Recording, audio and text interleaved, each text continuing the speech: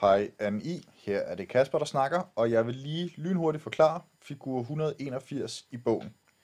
Den handler om, hvordan man regulerer sit blodsukker, det vil sige niveauet af sukker i form af glukose i sine blodårer i blodet.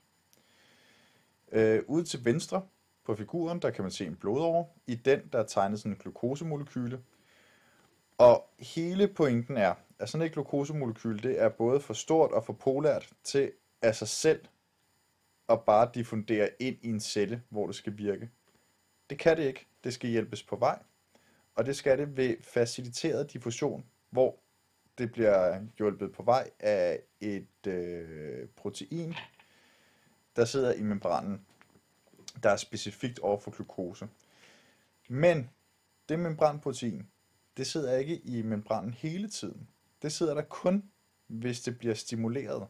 Og det gør det, hvis der er noget insulin til stede. Og insulin, det er et hormon, som findes i blodet, og det bliver dannet ved positiv feedback, når der er rigtig meget glukose i blodet. Så meget glukose, meget insulin.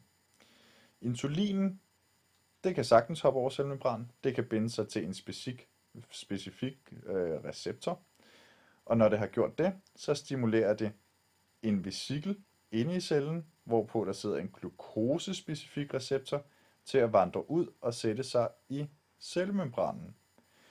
Når den så sidder der, den er tegnet her, det er den samme, der er tegnet her, så kan glukosen binde sig til den, og vupti, så kommer den ind i cellen, som var det, der var hele pointen.